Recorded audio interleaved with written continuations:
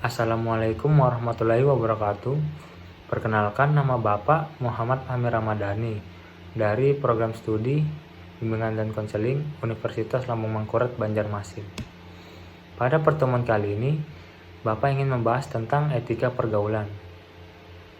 Etika pergaulan yaitu sopan santun atau tata krama dalam pergaulan yang sesuai dengan situasi dan keadaan, serta tidak melanggar norma-norma yang berlaku, baik norma agama, kesopanan, adat, hukum, dan lain-lainnya. Dalam kesehariannya, remaja tidak lepas dari pergaulan dengan remaja lain.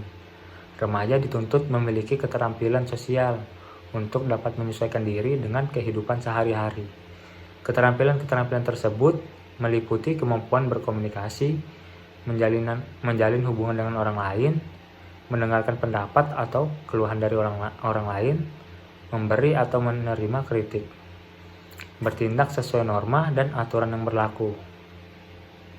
Pergaulan remaja adalah kontak sosial di antara remaja atau dalam kelompok sebaya. Kelompok sebaya ini selain memberikan pengaruh yang positif terhadap perkembangan remaja, sebagai anggota kelompok tersebut juga mempengaruhi yang negatif. Pengaruh negatif itu maksudnya anggota kelompok teman sebaya itu menjadi racun bagi perkembangan remaja. Dalam menjaga hubungan pertemanan, terdapat banyak kejadian atau permasalahan yang muncul dalam hubungan pertemanan atau persahabatan. Bahkan hal tersebut bisa berujung pada hubungan yang tidak harmonis lagi. Untuk itu perlu cara bagaimana dapat menjalin hubungan pergaulan secara harmonis antar teman sebaya. Selanjutnya ada prinsip dasar pergaulan. Yang pertama, saling menyadari bahwa semua orang saling membutuhkan.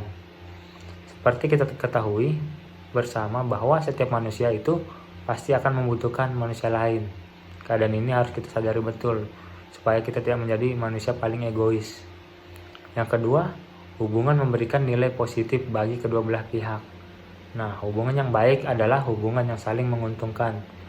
Saya yakin kalian tidak suka dirugikan, demikian sebaliknya orang lain juga tidak suka kita rugikan.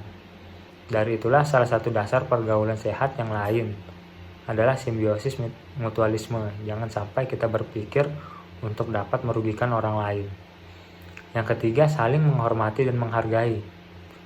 Satu kata yang selalu saya ingat, jika kita ingin dihargai dan dihormati oleh orang lain, maka kita harus lebih dulu menghormati ataupun menghargai orang lain tersebut. Yang keempat, tidak berprasangka buruk. Nah, dalam agama pun jelas melarang seseorang untuk berprasangka buruk kepada orang lain. Karena prasangka buruk bukan hanya akan mendatangkan masalah dan permusuhan antara kita dengan orang lain. Yang kelima, saling memahami perbedaan. Kita semua dilahirkan dengan berbagai macam perbedaan, baik itu dari segi fisik, psikologis, ras, suku, dan budaya. Setiap manusia itu memiliki keunikan tersendiri. Karena hal itulah kita harus memahami perbedaan tersebut. Yang terakhir, saling memberikan nasihat. Orang bijak berkata teman yang baik adalah teman yang selalu mengajak ke jalan yang baik dan mencegah ke jalan yang tidak baik. Ini juga salah satu prinsip pergaulan yang baik. Dengan saling memberikan nasihat, kita secara tidak langsung menjalin hubungan yang lebih sehat, bukan hanya untuk dunia saja, tapi juga untuk akhirat kelak.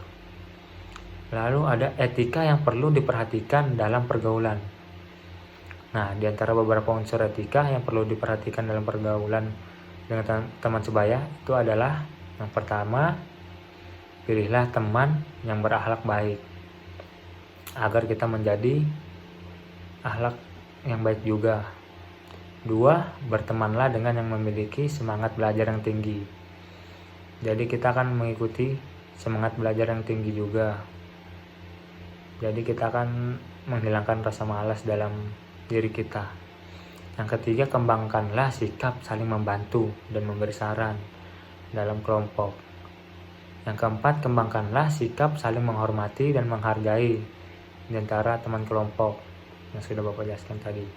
Yang kelima, hindarkan pola perilaku yang melanggar norma agama. Yang keenam, jadikanlah kelompok Anda atau kalian sebagai wahana untuk belajar bersama. seperti mendiskusikan pelajaran, tugas-tugas, ataupun pemecahan masalah-masalah yang dihadapi, baik oleh pribadi masing-masing maupun oleh bersama. Mungkin itu saja untuk materi pada hari ini. Sekian dan terima kasih. Wassalamualaikum warahmatullahi wabarakatuh.